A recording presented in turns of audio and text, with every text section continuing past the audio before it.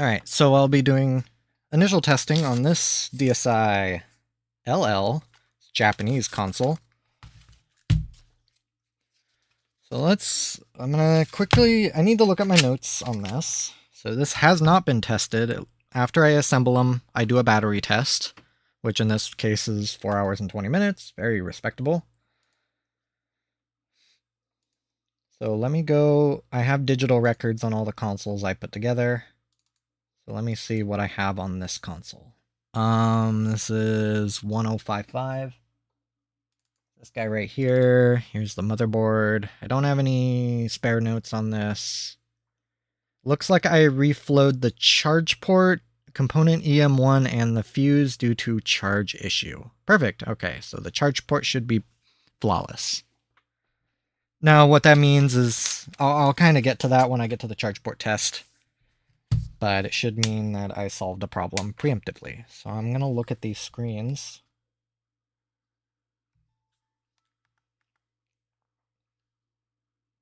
Not bad. It looks like it still has a profile on it, but there's no pictures. I'm not too concerned about that. 1.4J. I do want to make sure it doesn't have parental controls because I kind of want to just get that stamped out right away.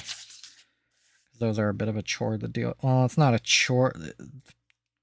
People have made it very easy to get rid of parental controls. Okay, it looks like it does not. It's just a hurdle I don't want to deal with later, so I'd rather deal with it right now. Screens look good. Bottom screen's a little more blue, I would say. It doesn't necessarily come up in the camera very well. Or maybe it's a little more red. Yeah, I would say it's just like a tiny bit more red than the top screen. Which sort of is highly subjective whether or not that's a problem. My take on it is if you're just looking at white screens the entire time, yeah, you'll notice it, but once you start playing a game, unless you're incredibly sensitive to colors, I wouldn't notice it. Once you get moving pictures and vibrant colors going, yeah, I wouldn't notice. Like, if I were to make both of these screens red, I don't really think I would be able to pick out which one would be different. Maybe slightly, but I would really have to look for it. Which sort of that's telling if I really have to sort of stare at it for a second to try and find the problem. So I'm going to kind of rifle through this. I won't really explain too much because I kind of want to get these done relatively quickly. So I'm not spending an hour on each initial test because I have to do these tests 3 times at minimum. So the first thing I did was just power it on, make sure it reaches to the main menu, and it also opens up a settings, or also opens up an application. And now, with an R4 card and a piece of homebrew software, I can test all the buttons. So, sort of press the face button several times. I'm not too worried about these face buttons. They're usually almost always fine, save for some, like, water damage, or if fluid gets poured on the face of the console and stuff gets into it, which happens. Ooh.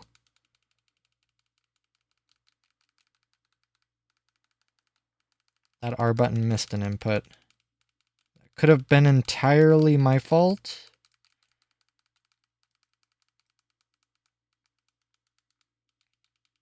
But as I was about to say, the shoulder buttons tend to be the ones that have the problems. I don't know if it's just because of their switch design. Maybe it's also because of where they're located.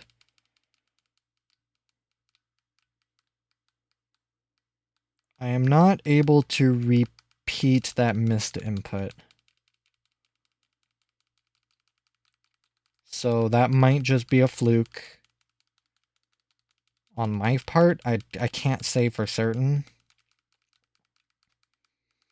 Or maybe there was just like a tiny bit of corrosion that I just knocked free by pressing the button. This is kind of why I like having multiple test runs, because I'm able to see if that's actually a problem or if it's just like, that was just a one-time thing. I wasn't able to repeat it, so I'm just, for now, just going to carry on.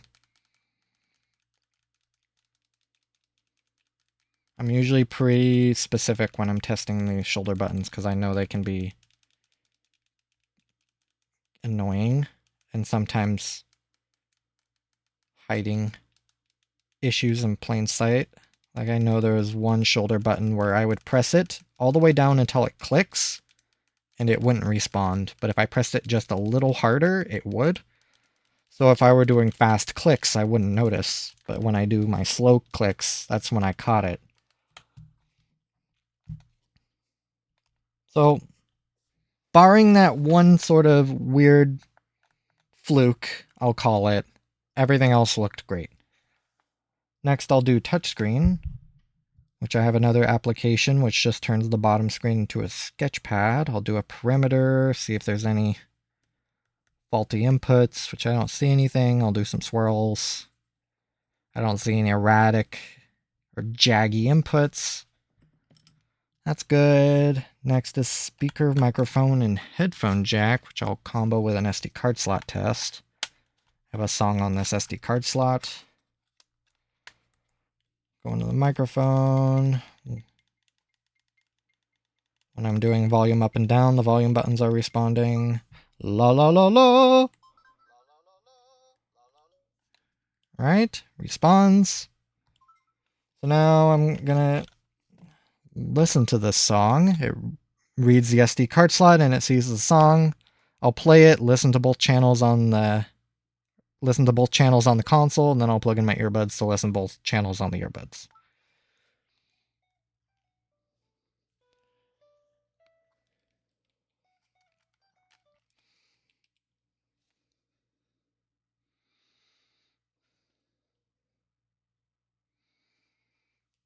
All right. Works as expected. Next is cameras, which I don't really test too thoroughly. I just make sure they initialize and there's nothing crazy about them, which they both do. They look about as good as a DSi camera can. So next is the charge port. So I can get back to why reflowing those components was kind of vital. So I'll put in the charge cable as normal when I can find it, kind of blind here. Charge light, the system charge light's going, this other system charge light's going, and it's pulling 0.4 amps. So then what I'll do is, ooh.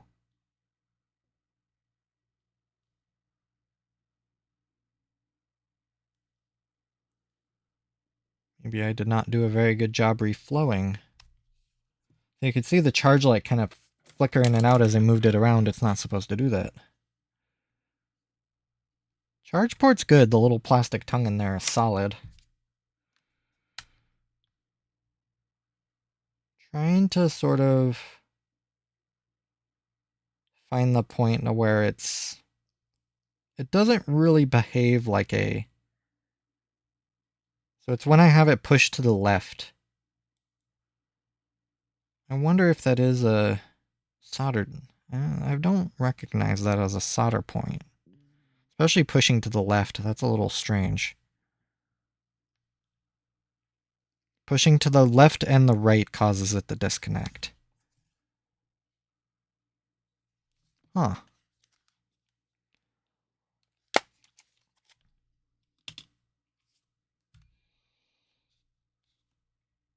Now, I usually don't have to bend up these prongs in the game card slot. Doesn't mean I can't. Doesn't hurt to try.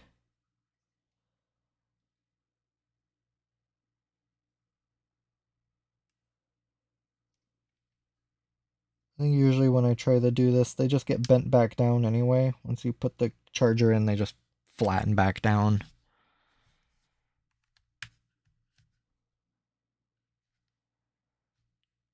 Okay, well, I'll keep that in mind. It looks like just bending up those prongs a little was able to solve the problem. Ooh, or maybe I spoke too soon. Going around slowly.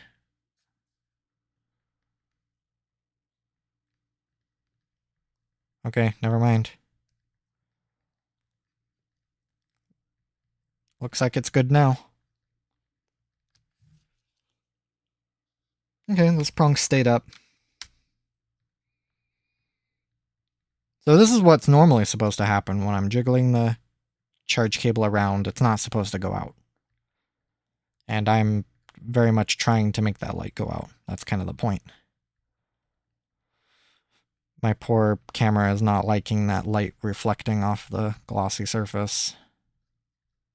Okay. Of course, I have 2 more rounds of testings I do, so if that problem comes up again, I'm just going to make note of it. If it comes up again, I don't think I'll just have to play that by ear. I don't think I've ever had to replace a charge port just because those prongs kept bending down. Like if the charge port is otherwise solid. Yeah, I'll just play that by ear. There's always a first for everything.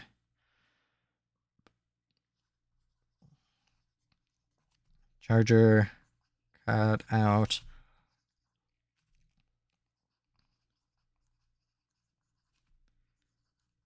On left and right wiggles. Prongs were bent up.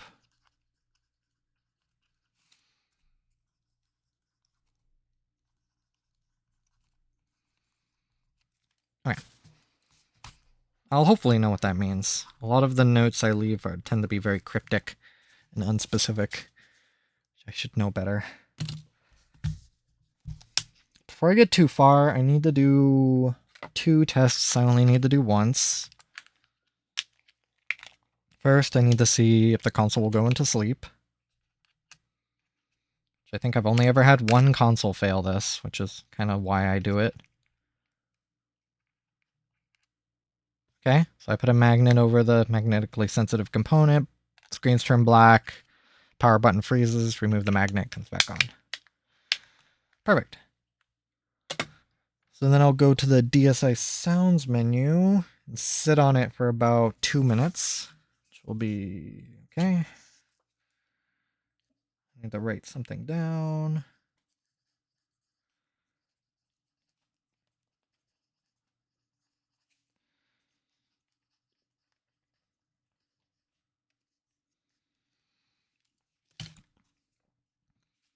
So I do this mainly, I'm looking for this checkered pattern and these big buttons as well as the checkered pattern to be retained.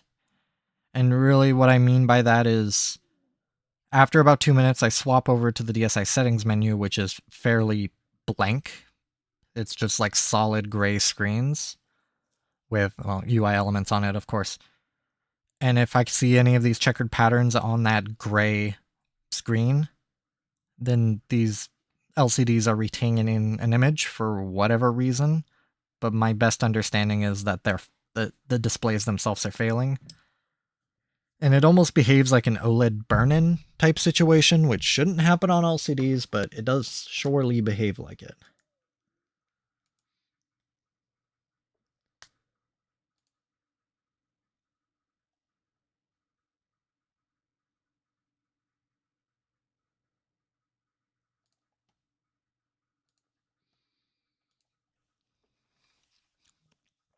About 20 more seconds, I would say.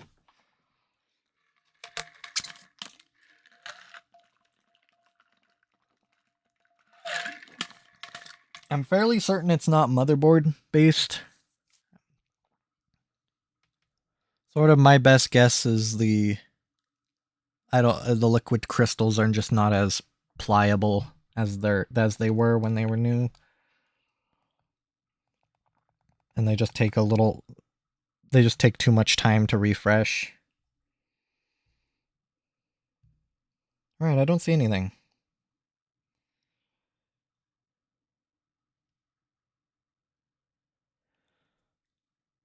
Cool. And when I say it's apparent, it is very apparent. That gray background would have that checkered board pattern on it. I have components that I kind of want to put together, or I have two screens that have image retention. I want to put them together into a console just for like funsies. It's almost like an experiment. Okay, did the charge port. So next is game card slot. I'll kind of explain this as I go. It'll be a little erratic at first. So I'll slot the game card in as normal. And then what I'll do is put my fingers on it and sort of shift the game card side to side to see if I can get it to disconnect. While doing that, I'll increase pressure on it, so I'll push it down into the game card slot until I completely bottom out into the game card slot. That's past the ejection point. That's sort of jiggling it from side to side the entire time. Seeing, like, again, trying to get it to disconnect. Which so far, none of them have every time they've... Ooh, I spoke too soon.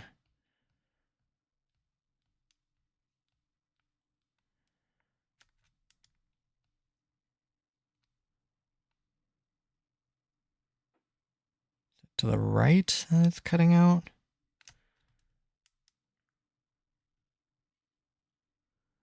To the left. Okay, right there. I got it to cut out. So I'm not past the ejection point. It's like, I think this is the game card that had a little bit of corrosion on it.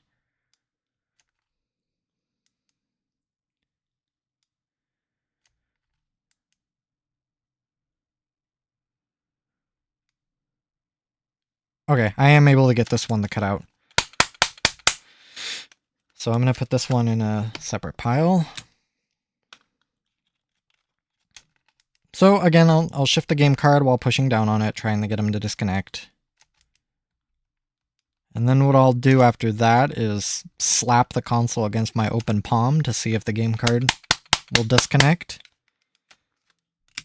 Sort of all to try and simulate like sort of normal use case scenarios. Not so much the pushing in the game card, but when the console's taking impacts and the game card disconnects, for instance, if you are playing a game, you put your console into sleep, and then you put your console into your backpack or your pocket or whatever, and you accidentally hit something, it won't disconnect the game card, and either your console will freeze or just shut off. Which in the era of manual saves is a little devastating. Or irritating, I suppose.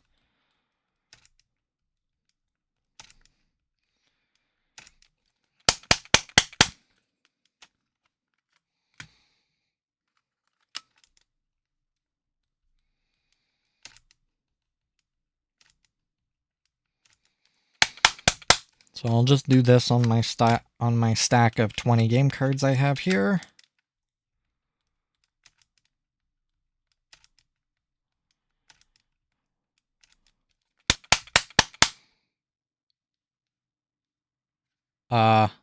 That may have been me. May have kind of... I think I may have like fat fingered the power button. I'm just gonna give it a couple extra more whacks to see. Okay, that may have been just a flub on my part.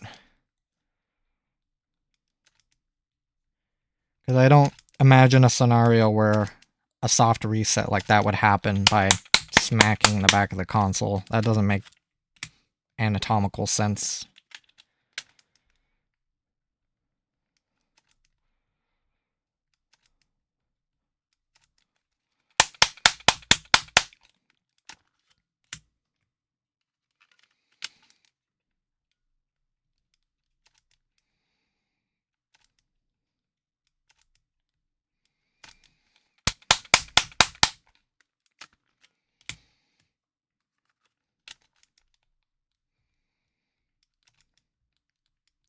Yeah, save for that one game card so far.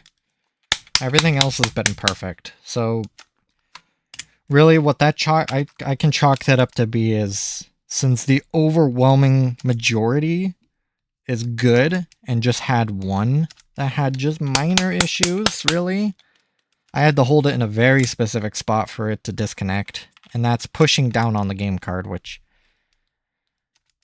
I feel that to be a rather unlikely scenario. Like, hopefully if you're playing a game card, you're not pressing it actively.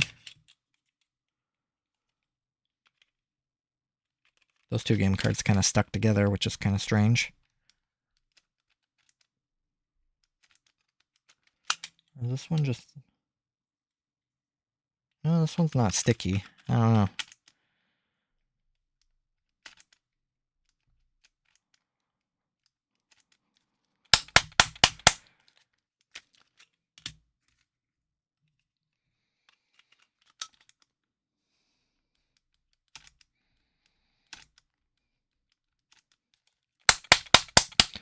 What I will do is just do a game card slot cleaning, and that might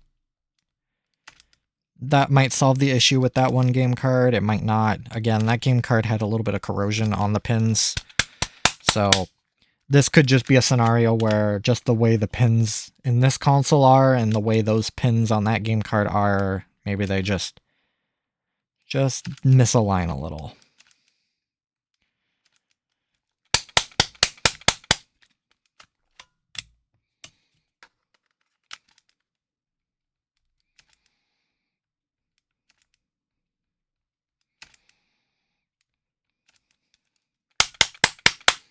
All right. Yeah, no. One game card failing out of 20.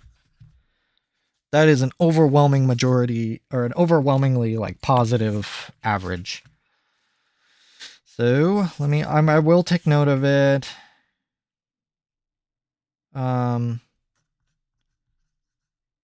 Trouble reading one card.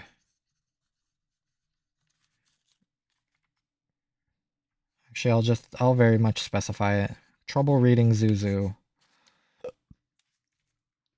But because it only had trouble reading one,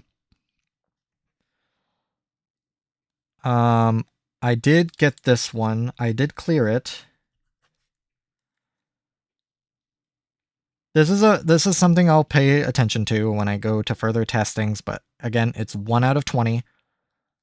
It read all my other game cards just fine, so I am going to clear it. It's good pass.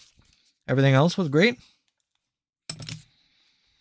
What I will do, however, is use Zuzu to clean, so I can clean both the game card and the game card pins. Sort of a combo action. So what I do is dribble the pins with some 91% rubbing alcohol. It's probably best to use 99 so it dries faster, but my 99 is kind of buried, so I don't want to grab it. I also don't, just personally speaking, I don't really like using 99. It evaporates way too quickly, which is kind of the point, which is why you would want to use it in this application, but it means you got to work really fast, or you have to just use a lot of it. All right, and I'll just do that. Just take it in and out of the game card slot several times, hopefully using the friction of the game card pins against the pins in the game card slot to clean it. That is a pass.